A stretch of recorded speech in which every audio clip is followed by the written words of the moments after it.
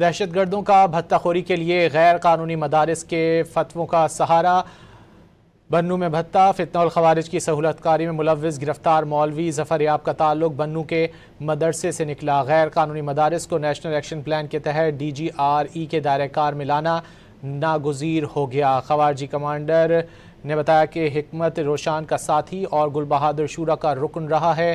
مفتی ظفر یاب کی جانب سے یہ اعتراف کیا گیا ہے۔ خواریجی کمانڈر جہاد کے نام پر بھتہ خوری کے لیے غیر شرعی فتوے حاصل کرتے۔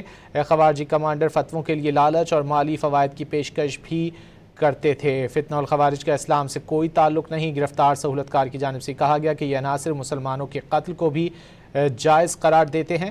تمام غیر قانونی مدارس کی شفاف اسکروٹنی ضروری ہو گئی ہے۔ ماہرین کا کہنا ہے کہ مدارس کی حکومتی نگرانی اور نصاب کی یکسانیت ضروری ہو گئی ہے۔ اسی حوالے سے بات کر لیتے ہیں، ہمارے ساتھ موجود ہیں دفاعی تجزیہ کار عبداللہ گل صاحب۔ عبداللہ گل صاحب، کیا کہیں گے اس پر؟ بسم اللہ الرحمن الرحیم، بہت بہت شکریہ۔ دیکھیے، اس میں کوئی شک و شبہ نہیں ہے کہ اس ٹائم پہ جو گرفتاریاں عمل میں آ رہی ہیں ان کے بڑے ہوش ربا انکشافات سامنے نظر آ رہے ہیں۔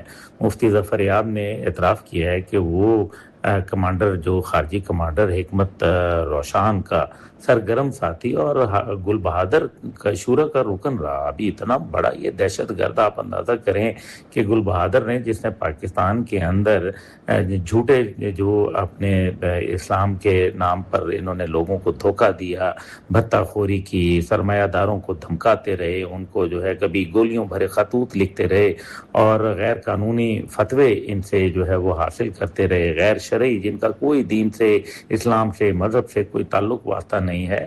اب اس کا یہ کہنا ہے کہ حکمت یا روشان اس مقصد کے لیے اس کو استعمال کرتا رہا، مختلف افراد کو لالچ دے کر، کسی کو عہدوں کا لالچ دے کے، کسی کو مالی فوائد کی جو ہے وہ پیشکش کرتے رہے، اور وفاق المدارس العربیہ سمیت میرے خیال میں پاکستان کے تمام دینی مدارس کی نمائندہ تنظیمیں جو ہیں، جن کو اتحاد تنظیم مدارس ہے، ان کے درمیان غیر قانونی مدارس کی رجسٹریشن کا معاہدہ 2019 سے نافذ العمل ہے۔ میرے خیال ہے اس سلسلے میں DGRI کے اب بھی جو ان کے نیچے دینا پڑے گا۔ معاملات اس انداز میں چل رہے ہیں کہ یہ تمام خرابی کی طرف جا رہے ہیں۔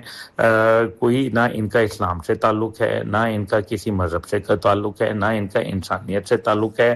یہ تو دہشت گردی کا نیٹ ورک ہے جو بے نقاب ہوا ہے۔ بھتہ خوری اور من پسند فتووں سے متعلق جو انکشافات آئے ہیں وہ میرے خیال میں بڑے اہم ہیں، اور مولوی ذریعاب کا جو تعلق ہے جامعہ نظام البنو سمیت جامعہ علماء اسلام کے ایک گروپ سے بھی ہے، اور ماضی کے اندر بھی یہ تقریباً 8 سال اس نے کہا کہ جی میں درس نظامی کا کام کورس کرتا رہا ہوں۔ DGRI کے دائرہ کار میں لانا اب میرے خیال میں یہ ناگزیر ہو چکا ہے، اور میں سمجھتا ہوں کہ جس طریقے سے یہ سارا سسٹم چل رہا ہے، نیٹ ورک چل رہا ہے، اس کے اندر ایک بات وضاحت سے بتائی جا رہی ہے کہ معصوم لوگوں کو یہ جھانسا دیتے ہیں، معصوم لوگوں کو یہ شکار بناتے ہیں، ان کو مذہب کے نام پر، ان کو جہاد کے نام کے اوپر اکساتے ہیں، اور اصل میں یہ مسلمانوں کے خلاف فتوے دیتے ہیں۔ قتل کے فتوے تک ان لوگوں نے دیے ہیں۔ پاکستان میں مدارس کی حکومتی نگرانی، نصاب کی یکسانیت اور معیار تعلیم کو اب میرے خیال میں بہتر بنانے کا وقت آ گیا ہے، کیونکہ یہ وقت کا تقاضا ہے، ورنہ یہ دہشت گردی جو ہے یہ بڑھتی چلی جائے گی، اور تمام غیر قانونی مدارس اور ان سے منسلک ہیں سیاسی جماعتیں، میرے خیال میں ان کی شفاف اسکروٹنی اب ہونی چاہیے۔ اس سے شدت پسندی اور دہشت گردی کے جو معاونت کا تدارک کیا جا سکے گا۔ بہت شکریہ عبداللہ گل صاحب آپ کے وقت کا۔